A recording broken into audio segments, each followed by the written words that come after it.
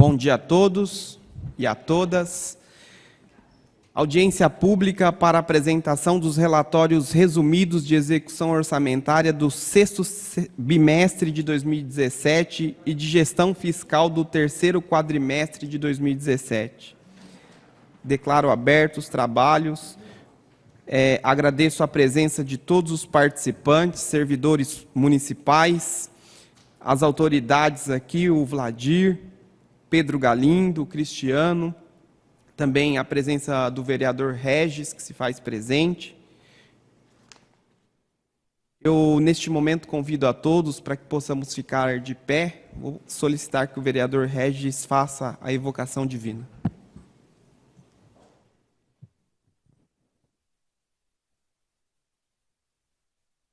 Senhor meu Deus, obrigado, Senhor, pela oportunidade que temos neste momento de discutir essas questões tão importantes para a nossa cidade. Abençoe nosso presidente para que conduza os trabalhos da melhor maneira possível e que possamos sair daqui do entendimento de tudo o que acontece na nossa cidade. Em nome de Santo Jesus, a hora agradeço. Amém.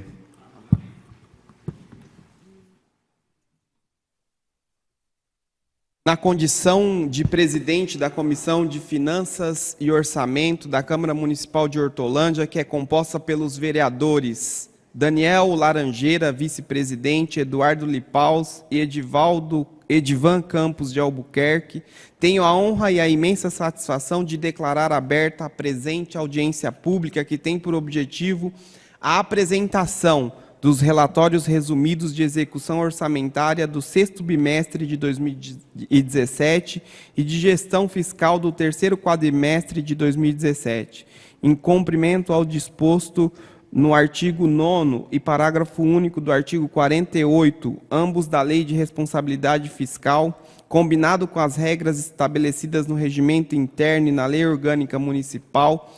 A apresentação dos dados é um momento importante para que se possa tirar dúvidas e entender melhor o orçamento do município.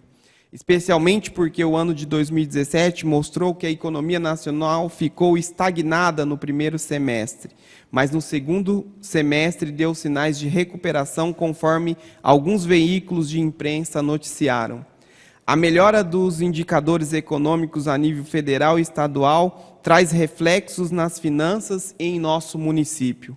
E, portanto, estamos ansiosos para saber os resultados financeiros, orçamentários e fiscais do exercício de 2017 ao longo do exercício de 2017. Fizemos diversas audiências públicas correspondentes às finanças municipais e podemos perceber que a atual gestão tem cumprido com a obrigação de zelar pelo dinheiro público com responsabilidade, focando na execução de projetos para atender a comunidade. Especialmente, tem investido na Secretaria de Saúde um percentual bem superior ao exigido pela legislação. Igualmente, medida também é implantada e aplicada na Secretaria de Educação.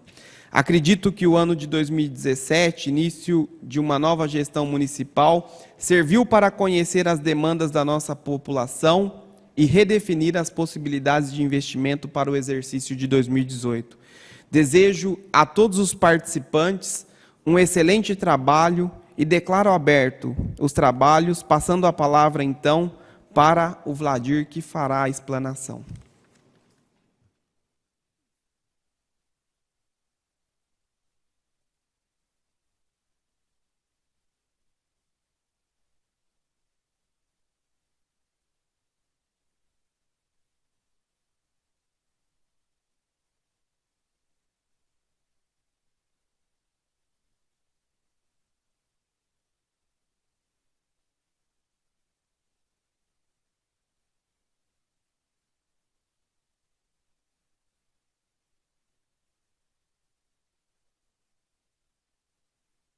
Antes do Vladir iniciar, eu gostaria de registrar também a presença do Marcos Roberto, presidente do PSC Municipal. Obrigado pela presença. Bom dia a todos. Excelentíssimo vereador Clodoaldo Santos da Silva, digníssimo presidente da Comissão de Finanças e Orçamento desse Legislativo, excelentíssimo senhor Roger Bueno, Regis, desculpe, e demais autoridades aqui presentes, ao Pedro Galindo, nosso secretário de Finanças, e aos demais presentes neste momento. Vamos iniciar, então, a apresentação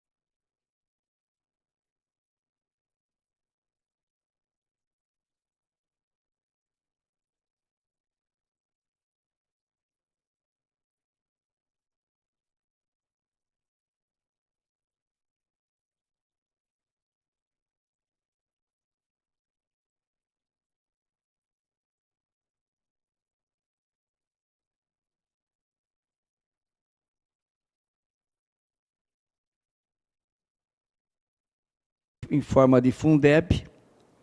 Esse dinheiro volta para esse fundo municipal, calculado de acordo com o número de alunos que o município faz no censo anualmente. E este ano, 2017, nós tivemos um ganho de 39.194.000, ou seja, nós recebemos 98 desse fundo e mandamos 59.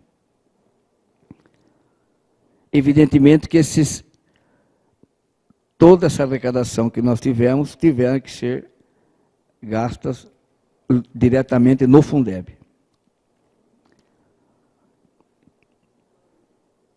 Bem, resumindo, a receita do Instituto, como eu já falei, foi de 72 milhões, teve uma arrecadação a maior de 39%, já expliquei os motivos disso.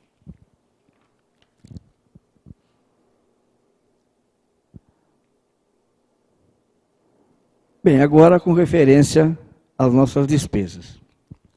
Então veja que inicialmente o orçamento foi fixado, a exemplo da receita, em 723.360.000.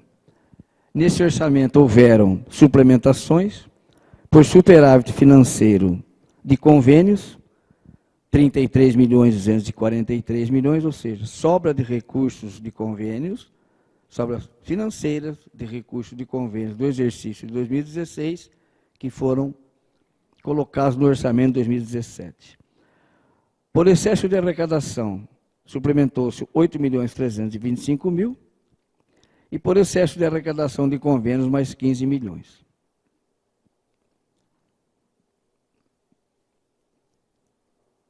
Com isso, a nossa despesa fixada ficaram em 780.108.000. A exemplo da receita, como eu expliquei lá atrás, aí está agora o contingenciamento daqueles 42 milhões de receitas de empréstimos e de transferências de convênios que não adentraram aos cofres públicos. Com isso, o município trabalhou com uma despesa autorizada líquida de R$ 737 milhões. Realizou despesas no exercício na ordem de 674, ou seja, executou-se do 100% autorizado, o município efetuou 91,45% de despesas, havendo aí um saldo de dotações que não foram utilizadas de R$ 63.037.000, ou seja, 8,55% do orçamento não foram executados.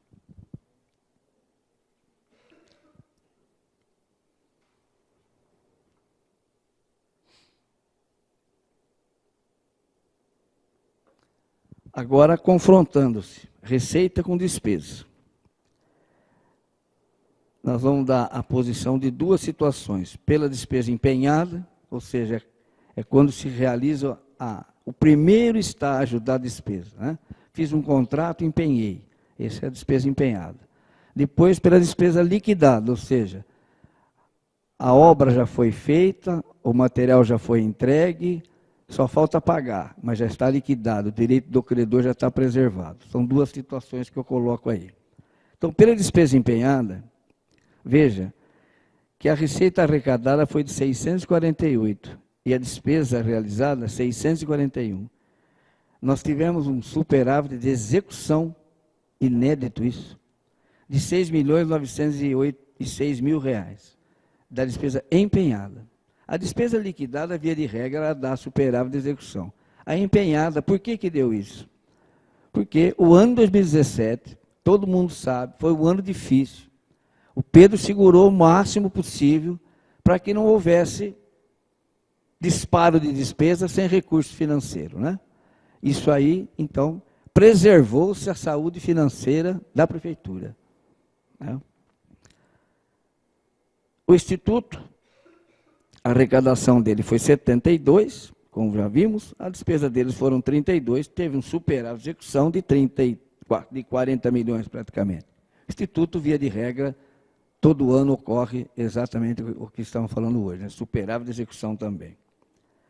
Pela despesa liquidada, como eu já falei, esse superávit cresce, por quê? Só entra aí aquelas despesas que a mercadoria já chegou, a obra já está faturada, só falta pagar.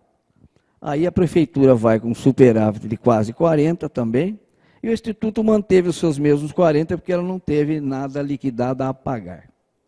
Os mesmos 32.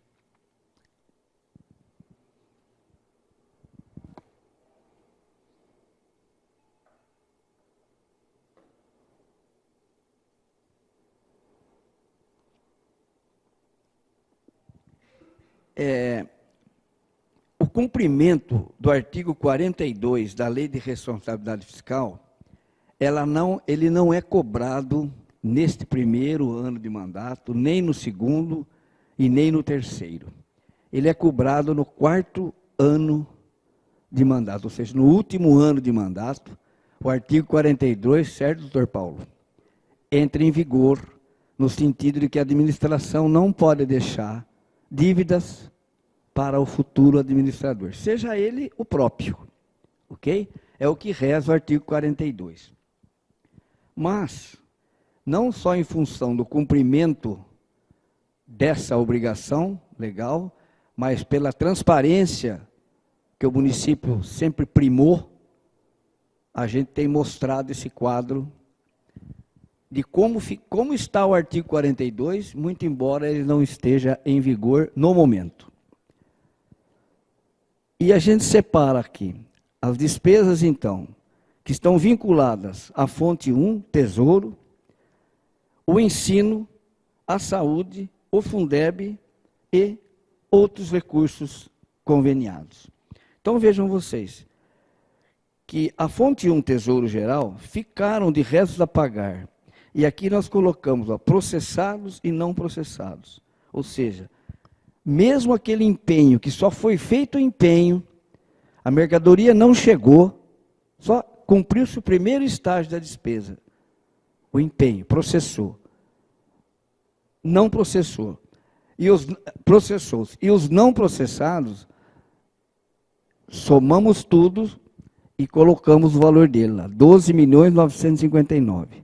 Para esses empenhos na fonte Tesouro, nós tínhamos em disponibilidade de 40 milhões. Colocamos aí também os débitos de tesouraria. O que são débitos de tesouraria?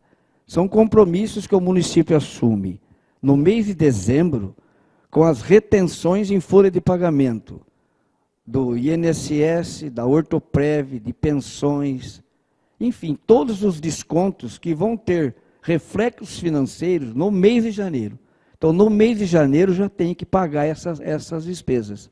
Evidentemente, o dinheiro que eu vou pagar esses descontos, eles advêm do exercício anterior, porque eu já retive lá atrás. Então, eu coloco eles também como uma dívida a curto prazo, como o resto a pagar. Eu teria, então, aí um lastro financeiro de 19.953.000, ou seja, o superávit financeiro, sobra de dinheiro, de recurso tesouro de 2017 foi de 19.953.000. Isso representou isso diz o seguinte, que para cada R$1 de empenho, a prefeitura tinha 1,97 centavos para pagar a sua dívida. Tinha uma sobra aí de 97 centavos. O ensino, por sua vez, é um dinheirinho carimbado, muito embora ele faz parte do grupo Fonte Tesouro, mas como ele tem classificação distinta, a gente deposita esse dinheiro também numa conta específica. E aí, evidentemente, empatou, porque o que eu fiquei de resto a pagar, nós deixamos de dinheiro na conta para ser pago. Por isso que para cada R$1 de empenho, tinha R$1 de dinheiro para pagar essa despesa. O Fundeb, eu tinha R$403 mil de empenhos a pagar e uma disponibilidade de 5.016.000.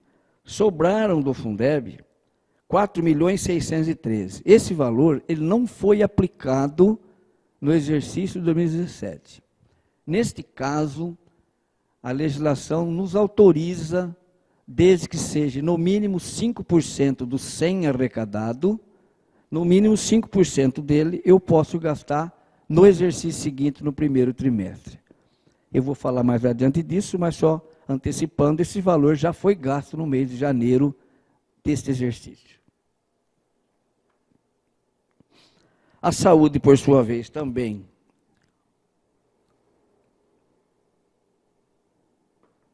é recurso do Tesouro, mas é dinheiro carimbado, uma conta específica. O que havia de restos a pagar em 31 de dezembro, tinha consignado em conta bancária o mesmo valor, ou seja, estaria todos os empenhos cobertos. Recursos federais, tinha 11 milhões a pagar, 11.727, disponibilidade de 40, tinha um lastro aí de 28 milhões de recursos sem utilização. O Instituto, por sua vez, não tinha restos a pagar, todo o dinheiro que ele tem constitui sua reserva financeira.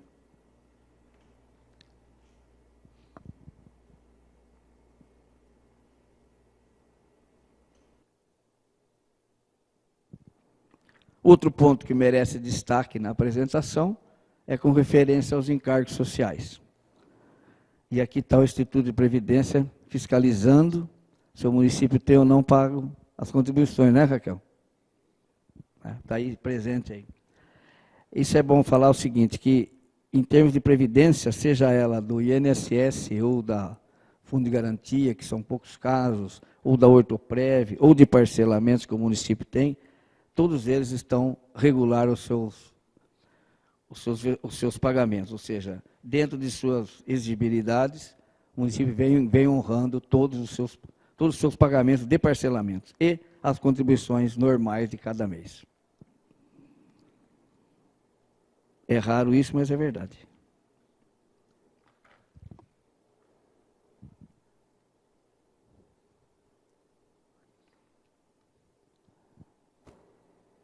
Bem, com referência à execução orçamentária, basicamente a gente teria que dizer isso. Sobre a gestão fiscal. A gestão fiscal é onde você vai verificar se você está dentro dos seus limites constitucionais e legais. A base para tudo isso é a receita corrente líquida. Todos os seus limites que o município tem que cumprir são verificados através da receita corrente líquida. A receita corrente líquida, ela abrange sempre um período de 12 meses. Tá? No nosso caso aqui, nós estamos fechando o exercício, então é o ano civil, de janeiro a dezembro. Está aí do lado esquerdo também o que aconteceu em 2016, apenas para conhecimento de vocês, lembrança, já que esses números foram anteriormente apresentados. E dizer que a receita corrente líquida foi de R$ 633.954.000. Pois não, Pedro?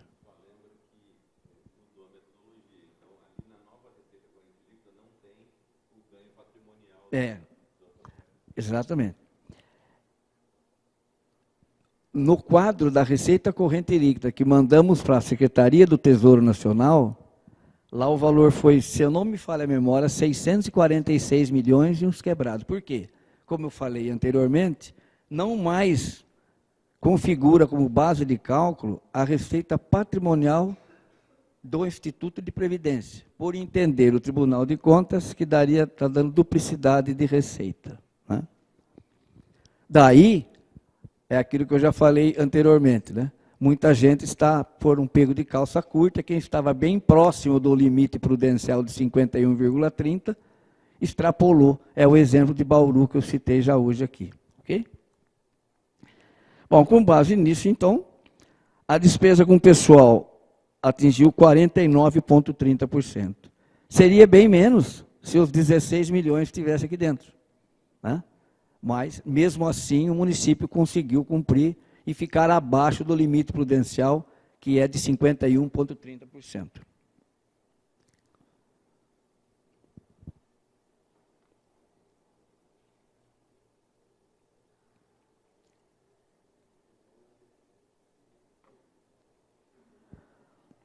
Bem, outros limites que a lei nos determina que sejam cumpridos é a dívida consolidada líquida. Eu coloquei em cima, para conhecimento apenas, a dívida consolidada total, 131.713.000.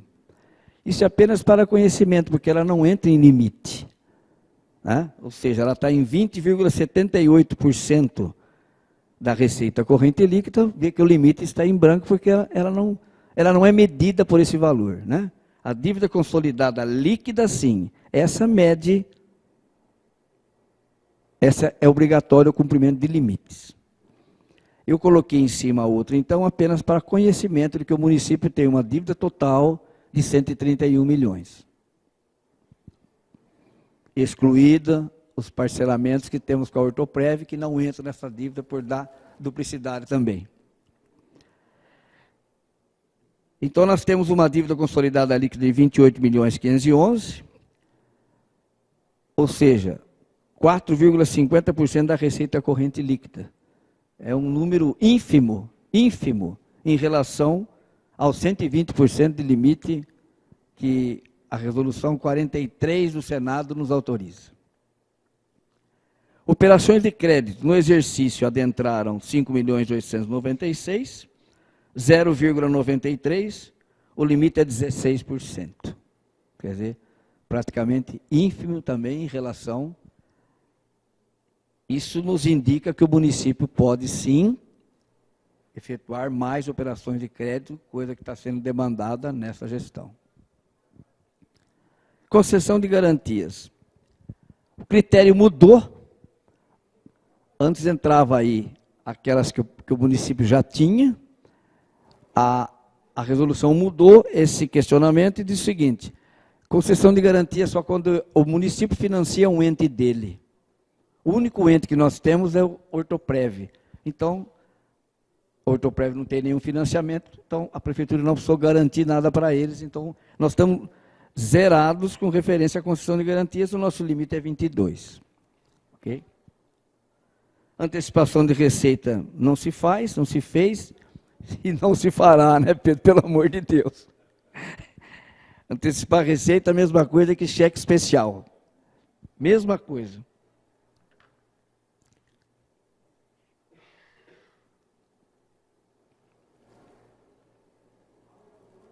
Bem, com referência à gestão fiscal também, vocês viram que o município cumpre fielmente todos os limites previstos em lei, né?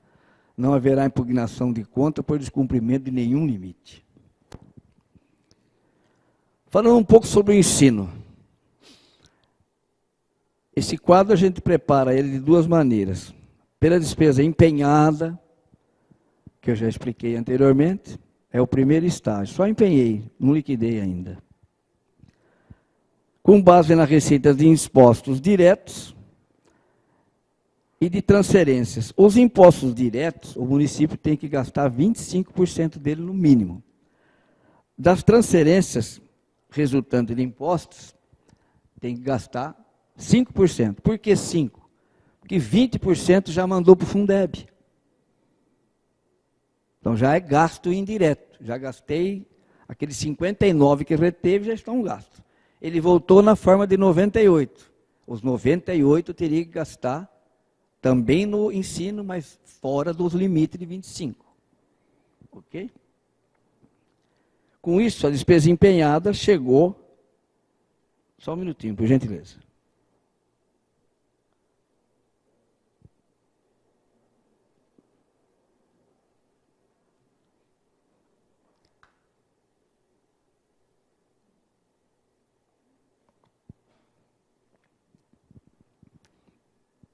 Em 129.313.000. O limite mínimo de 25 daria 125.437. O município aplicou, então, com referência à despesa empenhada, 25,77% da receita de impostos e outras delas resultantes. Então, teve um valor empenhado maior de 3.876.590.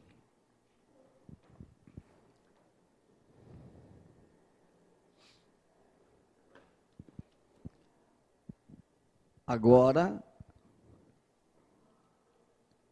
esse mesmo quadro, a base é a mesma, as receitas são as mesmas, pela despesa liquidada e paga até 31 de janeiro do exercício de 2018. Então, o Tribunal de Contas aceita, para efeito de se apurar o real gasto, ele quer já o financeiro. Ele quer o liquidado e pago. Esse pago ele considera até dia 31 de janeiro. Por quê? Muitas despesas que foram liquidadas em 2017 terão o seu vencimento para 2018. Então, eles coerentemente diz o seguinte: até 31 de janeiro, o que cair de pagamento de despesa empenhada e liquidada e paga até 31 de janeiro, serão aceitos nos 25%. Com isso, então, essa mesma despesa totalizou R$ 128.744.694. Ou seja, o percentual de 25,77% do empenhado foi 25,66% pago. Ou seja, o município cumpriu também a determinação de, no mínimo, aplicar 25% da educação. E gastou a maior, por conta desses 66 centésimos, R$ 3.307.000. Por que isso? Gastou-se a mais por quê? Porque a análise que o município faz sobre determinada despesa, sobre a ótica do tribunal, ela pode ser glosada. Por um motivo ou outro pode ser glosada, no entendimento deles. Aí vem defesa, etc. Mas você não pode correr o risco de ficar nos 25,10, 25,5, porque qualquer glosa dele que não esteja condições de defender, ou perda de recurso, o município fica inadimplente com esse percentual. Então, a técnica sempre nos ensinou, Pedro, de fazer um valor sempre maior, porque cortes, eles alguma coisa, evidentemente, que eles acham. Né? Haja vista em 2014, quando cortaram 6 milhões de brinquedos de escola, aí, né? Aqueles parquinhos lá. Né? Aquilo resolveu faz pouco tempo, deu um trabalho danado aquilo. A glosa foi no sentido somente de que a informação que a gente teve nos processos é de que a auditora não vislumbrou a aplicação daquele equipamento nas escolas. Né? A resposta era muito fácil, fosse ver, né? Não é isso? Mas apontou e foi difícil. Teve que entrar, doutor Paulo, em pedido de reexame para resolver.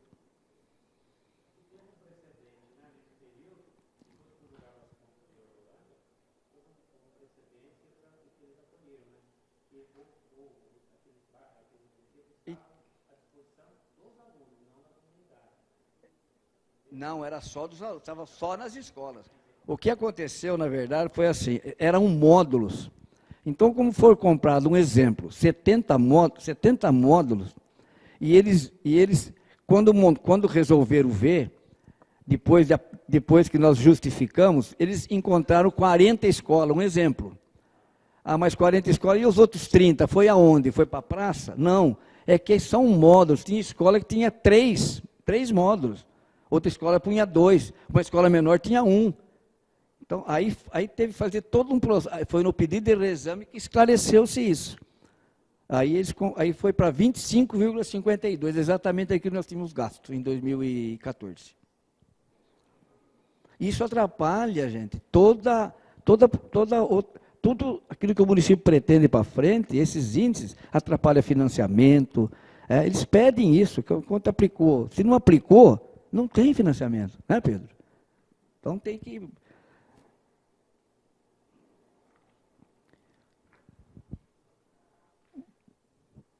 Bom, então ainda com referência ao ensino, acho que passou uma, né?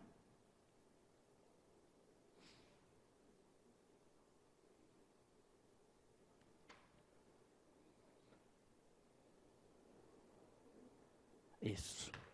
Ainda temos que falar sobre o Fundeb.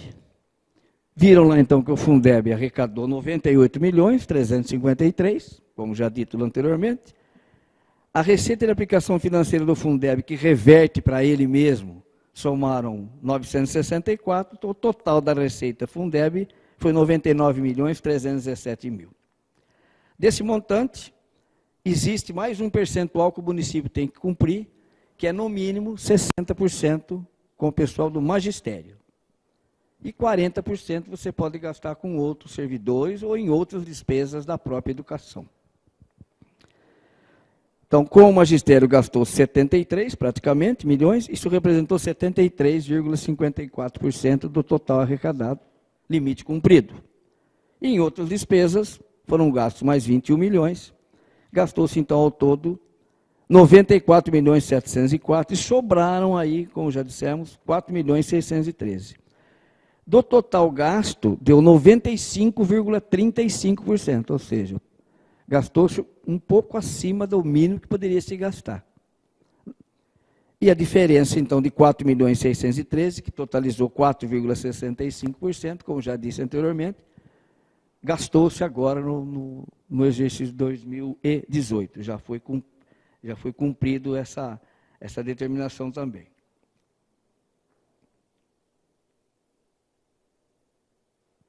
Bem, a saúde, o mesmo critério, os mesmos impostos que servem de base para apurar a base de cálculo do ensino, serve também para os gastos com a saúde.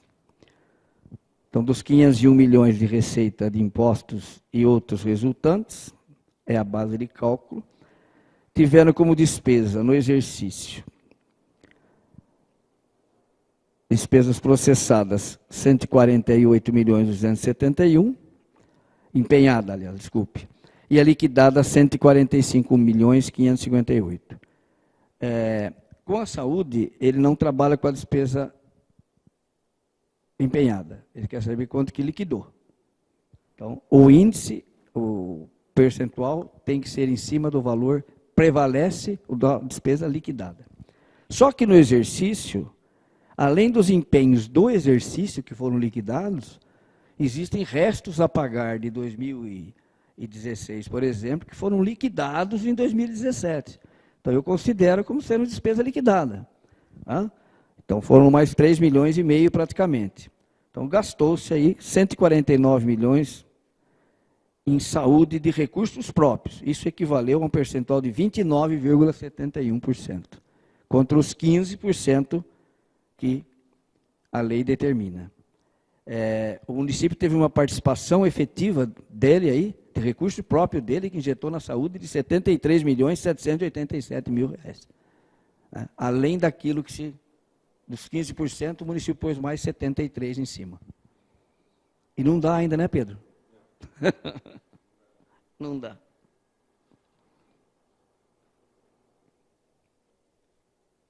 Estamos quase no fim. O resultado nominal, ele dá, num determinado momento, o quanto você tem de dinheiro em função da dívida que você tem. Isso é muito... Nem é cobrado isso praticamente, o tribunal não cobra isso, mas está na legislação, você tem que demonstrar. O que ele diz?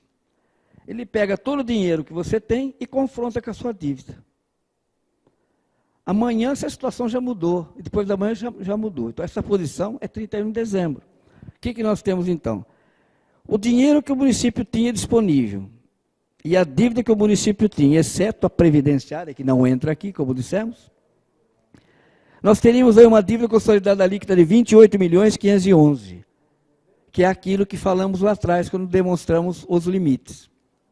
Deduziu-se de todo o nosso disponível, todos a pagar processados agora, não processados. Então, a nossa dívida consolidada líquida foi de 28.511. Desse montante, eu desconto o passivo reconhecido, que é o INSS, 300 e poucos mil. Então, eu teria uma dívida fiscal líquida de 28.179, que comparada com a do exercício anterior, é aí que sai o resultado nominal. Quanto eu tinha de dívida no exercício anterior, quanto eu tenho de dívida líquida fiscal nesse exercício. De 53, ela caiu para 28. Então, o nosso resultado nominal foi negativo de 25 milhões, ou seja, eu diminuí a minha dívida fiscal em função do quê? Da disponibilidade financeira que ficou. Negativo nesse caso é excelente. Bem, o resultado primário, aquilo que o governo bate sempre, não cumpriu o resultado primário, etc, etc. O que é isso? É toda a receita do município descontada a receita não financeira, com toda a despesa do município descontada a despesa não financeira. Então, é confrontação de receitas não financeiras com despesas não financeiras. Isso obtém-se um resultado. Ser positivo é o superávit primário. Ser negativo é o déficit primário. Aquilo que é tão condenado, né, Pedro? No nosso caso, a receita fiscal, em comparação com a despesa, houve um resultado primário de 82.191.000, positivo, ou seja, a nossa receita de 693 de receita, ela contra 580, contra 611 de despesa fiscal, deduzido aí as despesas de juros e amortização e as aplicações financeiras. Então, nós tivemos um resultado primário positivo de 82 milhões. Quando se fez, quando o Cristiano preparou o orçamento e a LDO, lá na LDO é um quadro que se coloca lá. Lá ele estabeleceu que a meta de resultado primário seria de 40.574, ou seja, essa comparação efetivamente ultrapassou aquilo que foi previsto.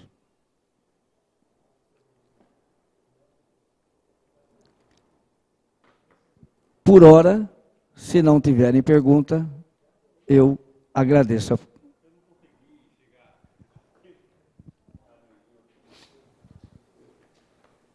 Eu queria ver quanto que nós temos de empréstimo no acúmulo total.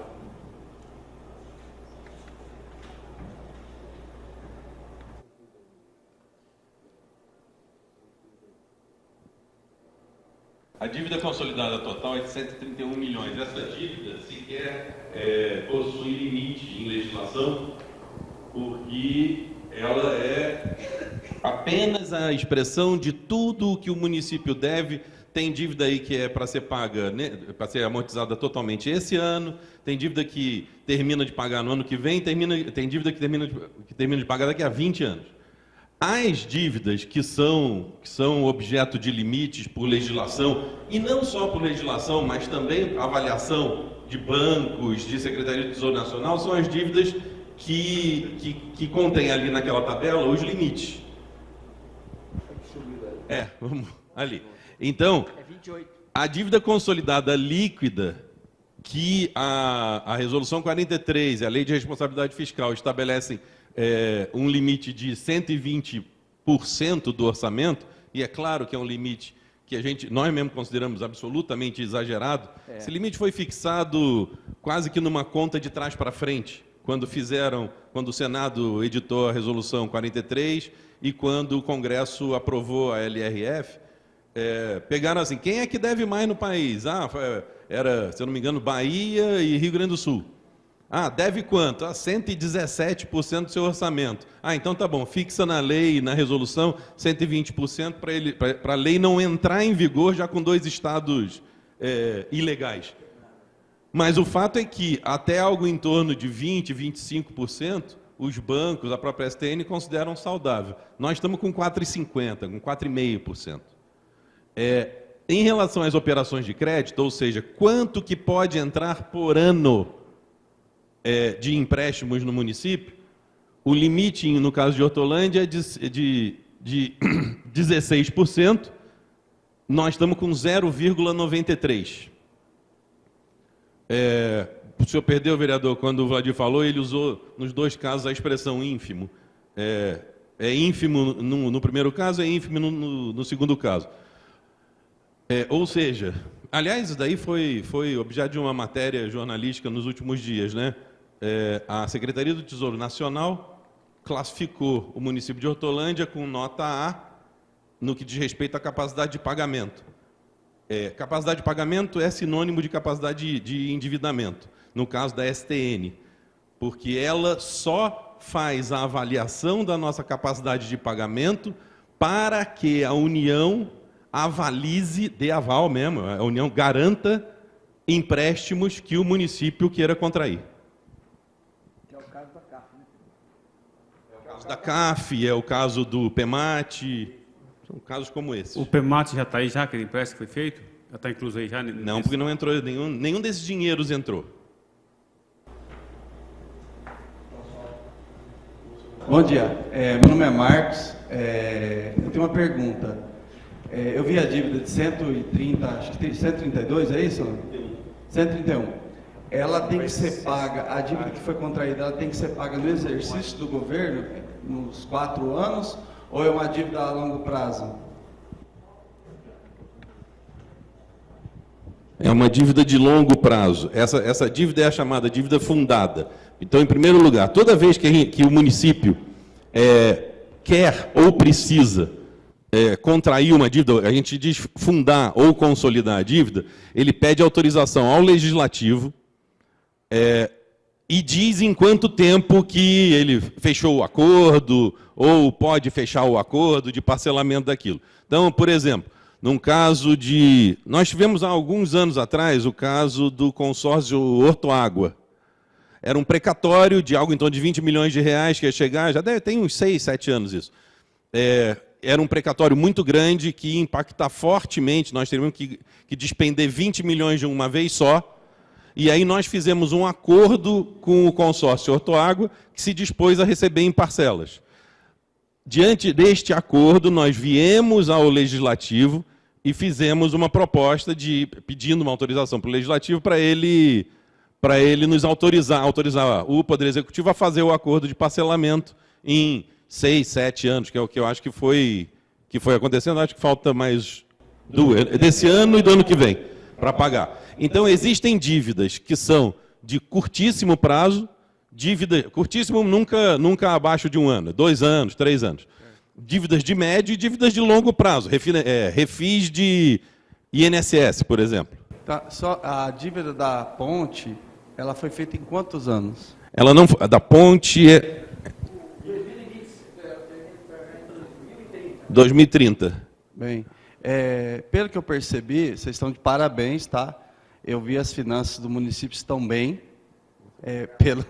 Uma prefeitura está na situação que está ótimo. Tá mesmo. Não cabe aqui, mas eu queria deixar registrado. Eu dei uma olhada nos números da saúde também. Está sendo empenhado, acho que muito dinheiro, bastante dinheiro na saúde, e está acontecendo algumas coisinhas que eu acho que é questão de gestão, que eu já percebi que não é financeiro. Não. Entendeu? Então, vamos cobrar a gestão, viu? Os vereadores aí vão cobrar a gestão. O financeiro está bem feito.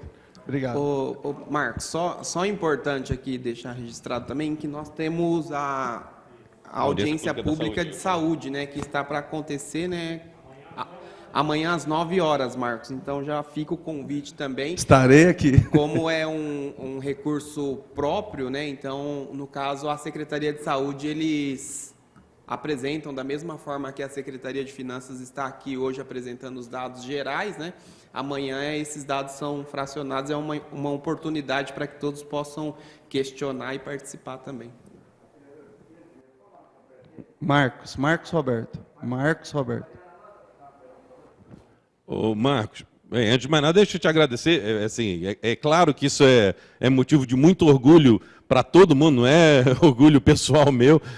A gente tem Vladir, que é da contabilidade, Ana Cecília, que está aqui, que é diretor do departamento financeiro, Cristiano. A gente se arrebenta ao longo do ano. A gente se mata ao longo do ano. E se mata, quando eu digo que a gente se mata, é que a gente mata uns aos outros também, nos debates, para poder empurrar um contrato um pouco para baixo, negociar valor 0% de reajuste, um contrato de locação. E é engraçado, porque muitas vezes as pessoas não percebem porque acham que é muito pouco. Assim, pô, eu vou... Agora, no início do ano, nós pagamos uma dessas dívidas consolidadas, nós pagamos 1.450.000. Quando o governo anterior fez o acordo, ele fez um acordo para a gente pagar 1.466.000. Nós fizemos uma proposta de antecipar em um mês o pagamento E com isso, o proprietário do imóvel, que era uma desapropriação, ele nos deu um desconto de R$16.000. Olha, nós temos um orçamento de 700 milhões. R$16.000 é nada no meio de 700 milhões. Só que a gente tem tanta linha de despesa, é igual no orçamento de casa, que se a gente conseguir matar, se a gente conseguir economizar um pouquinho em cada linha, vai dar 20 milhões de superávit no final do ano. Agora, foi bom o que você falou em relação à saúde, e eu compartilho da sua opinião, porque a gente consegue disponibilizar dinheiro, a gente finanças consegue disponibilizar, tem conseguido disponibilizar dinheiro, naturalmente que o governo é um todo, e ele deve ser criticado nas áreas em que ele deve ser criticado, não nas áreas em que ele deve ser elogiado, né? Para poder a gente melhorar cada vez mais. Mas eu também quero lembrar que, apesar da gente ter hoje quase 30% de aplicação de recursos próprios na saúde, a gente ainda tem muito o que recuperar. Nós pegamos o hospital municipal, quando nós encontramos o hospital municipal no ano passado, ele era não dá nem para dizer que ele era uma bomba relógio, porque, para falar a verdade, eu diria que ele já tinha explodido. Então, se ele foi uma bomba relógio, foi antes da gente chegar, porque já estava muito ruim. Tem que fazer investimento, estamos fazendo os investimentos, ainda tem o que melhorar, e isso daí, para mim, é muito relevante. Agora, produzir 19.953.000, ou 20 milhões, virtualmente, de superávit tesouro, fonte tesouro, e, ao mesmo tempo, retomar as obras da Ponte Estaiada, porque a Ponte Estaiada não é um monumento, ela tem que ter função. Então, retomar aquelas obras, pressionar o governo estadual para ele retomar a parte dele nas obras. Deve começar agora em março, as obras dele. A licitação já foi concluída, lá que a MTU fez. Começar a iniciar a recuperação do hospital, da capacidade de operação do hospital. Mudar completamente a merenda. E é bom deixar claro que, além de todo o investimento que se faz aqui, que é apropriado lá nos tais dos 25%, os municípios, não é Hortolândia só, os municípios, ainda, no geral, ainda botam dinheiro, que não é dos 25%, na merenda e no uniforme. Esses dois dinheiros, não entram na conta dos 25%. Então, a aplicação na educação é maior do que quando a gente contabiliza, porque a contabilidade aqui é feita para dizer, cumprir a Constituição Federal, cumprir o artigo 212 da Constituição Federal. Pronto, acabou.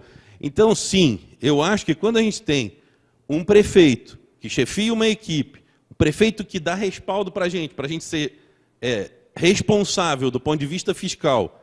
Então, quando a gente vai negociar aluguel, ele fala, não, é isso mesmo, vamos forçar para baixo, mas não pode baixar a qualidade. No caso do aluguel é mais tranquilo.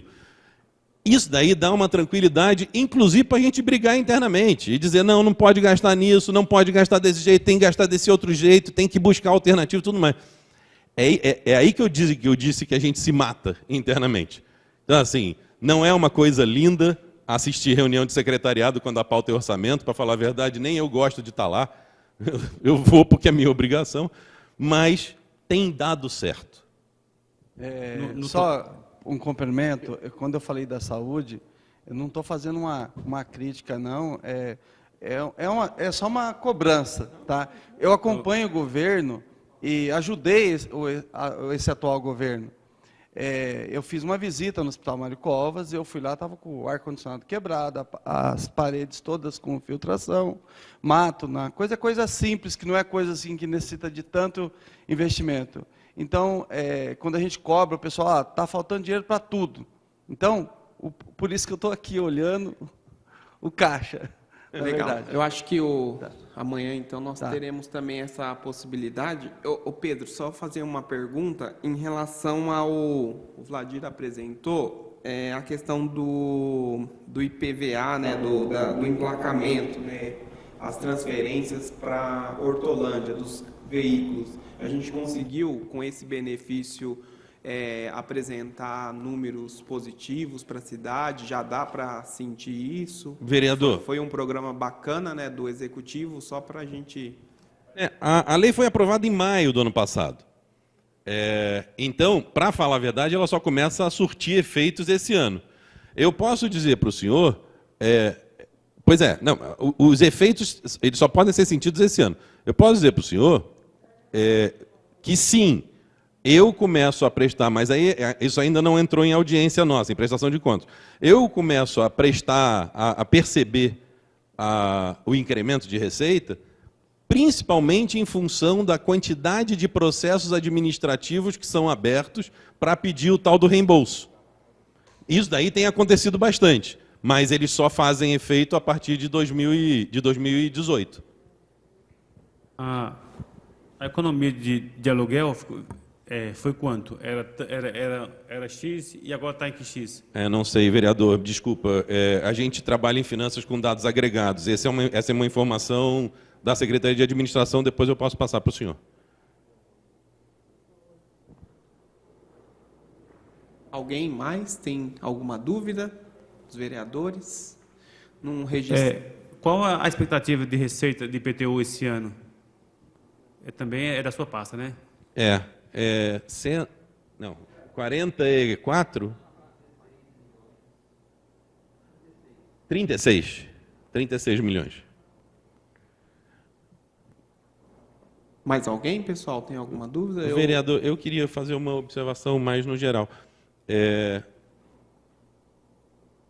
A gente se sente tentado, numa situação como a que a gente viveu, principalmente no segundo semestre do ano passado, a dizer que as coisas estão melhorando. Um semestre para a economia é tempo nenhum. Ele é um pingo no oceano. Nós podemos dizer que as coisas melhoraram no segundo semestre. Se elas estão melhorando ou não, a gente precisa de mais tempo para ver. Por conta disso, é que a gente vem tentando aliar um razoável, grande grau de conservadorismo na gestão de execução orçamentária, principalmente na gestão de execução orçamentária. Por exemplo, o Vadir estava dizendo, a gente contingencia dotação orçamentária tesouro no início do ano. Não é nem dotação orçamentária de convênio só, porque o dinheiro ainda não veio e tudo mais. A gente fala, o FPM, por exemplo, entrou 2% a menos do que tinha que entrar em janeiro. Se isso se repetir em fevereiro, em março nós estamos contingenciando despesa. No ano passado nós fizemos isso e mesmo assim conseguimos dar conta de todas as despesas. Mas isso daí significa para nós o tempo inteiro manter a tal da saúde financeira do município. Isso daí é absolutamente fundamental para nós. Para quê? Para pegar empréstimo? Não. Pegar empréstimo é uma das possibilidades que a gente tem se a gente tiver saúde financeira. Agora, a gente começa a sequer poder entrar em convênio, fazer convênio com a União e com o Estado, receber emenda parlamentar, as transferências voluntárias, se a gente tiver sem certidão negativa do INSS. Por exemplo, a gente tem que estar com o certificado de regularidade previdenciária absolutamente em ordem, porque senão os senhores vereadores, a vereadora Simone, podem conseguir, prefeito, podem conseguir a emenda com o parlamentar que bem entenderem que ela não pode vir para cá. Ela vai ser bloqueada no meio do caminho. Então, é muito importante para a gente manter a saúde financeira do município, não só para pegar empréstimo, não só, também para pegar empréstimo, mas não só. Isso é uma questão fundamental para nós. Junto com isso, com esse conservadorismo, eu me lembro que quando foi aprovada a lei de responsabilidade fiscal em 2000, alguns dirigentes políticos, alguns prefeitos falavam, nós não precisamos de lei de responsabilidade fiscal para sermos responsáveis do ponto de vista fiscal. É verdade, eu acho que nós aqui não precisamos de lei de responsabilidade fiscal para a gente ser responsável. Mas ela equaliza a relação entre a União, os estados e o município no país. Desse ponto de vista, ela é boa. Mas a gente tenta aliar isso com um esforço grande de eleição de prioridades. Então, volto a dizer, a gente tem dois elementos, um natural, um artificial, separando a cidade. São eles o Ribeirão Jacuba e a linha do trem. Esses dois elementos criaram uma espécie de zona de exclusão entre dois lados da cidade. Nós precisamos, o tempo todo, juntar esses dois lados. E nós não podemos juntar pela SP-101 só. A SP-101 é uma rodovia estadual, uma rodovia intermunicipal. Nós temos que juntar por nossas contas, por dentro da cidade. Desse ponto de vista, construir uma ponte era extremamente importante. E isso foi um acordo entre todos os agentes políticos e funcionários do governo, servidores da época. Dirigentes, secretários, todos tinham absoluto acordo. Vou frisar só mais uma vez. Todos os que participaram do governo do anterior do prefeito Ângelo Perugino. Qual é o problema? O problema é que aquilo dali virou um mico. A ponte perdeu função. Ou, pelo menos, nunca ganhou função.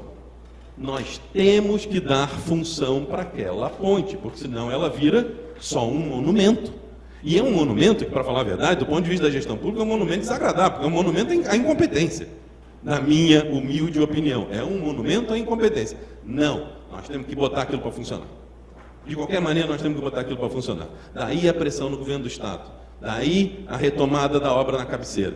Isso para a gente é fundamental. Então, eu estou querendo demonstrar que a gente vem o tempo todo aliando, meio como os cozinheiros fazem, agridoce. A gente está o tempo todo aliando conservadorismo na gestão fiscal, com cumprimento de obrigações, com cumprimento de metas. Até porque a parcela de terra que ainda está desocupada, depois do Ribeirão Jacuba, precisa ser ocupada. Ela precisa ser ocupada para integrar o território municipal. Porque Hortolândia não pode eternamente ser um amontoado de tufos de casas. Hortolândia tem que cada vez mais virar uma única cidade. Ô Pedro, aproveitando essa questão que está falando de ponte, né?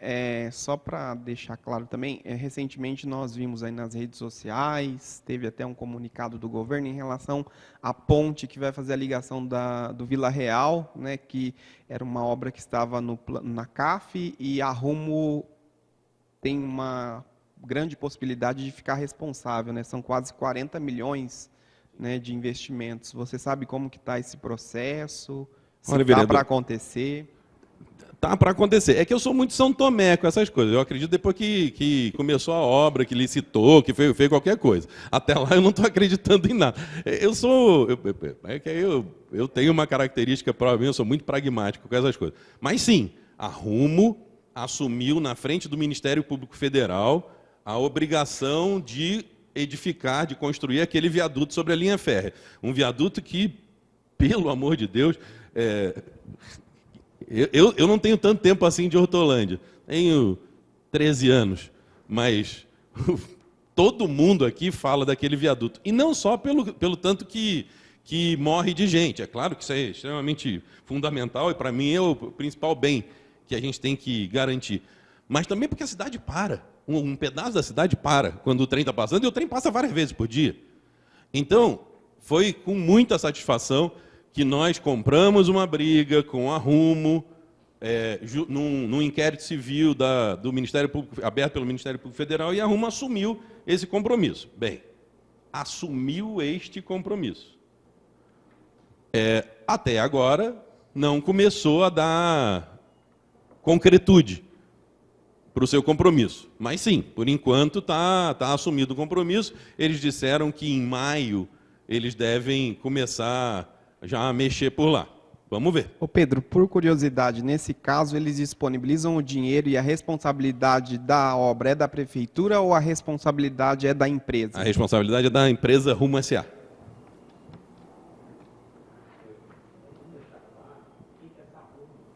A Rumo, na verdade, é a América Latina Logística. Há vários anos atrás, a linha de trem foi concedida. Do mesmo jeito que a Bandeirante foi concedida, a Anhanguera foi concedida, a linha de trem foi concedida. Quem ganhou a concessão foi a ALL, a América Latina Logística, que é Aí, por essas questões fiscais e tudo mais, os camaradas cada dia abrem uma empresa diferente. Então, tem a ALL, tem a Rumo, mas elas são a mesmíssima coisa. Muito bem. Pessoal, alguém tem mais alguma dúvida? Nós agradecemos, então, os vereadores Ceará, né, o vereador Daniel Laranjeira, o vereador Regis, né, pela participação na audiência pública. Agradecemos o Vladir, o Pedro, né, o Cristiano também, que se faz presente entre nós. Acho que vocês sanaram todas as dúvidas. Obrigado. Né, e declaro encerrado, então, mais uma audiência pública. Obrigado. Obrigado, vereador. Obrigado, vereadores.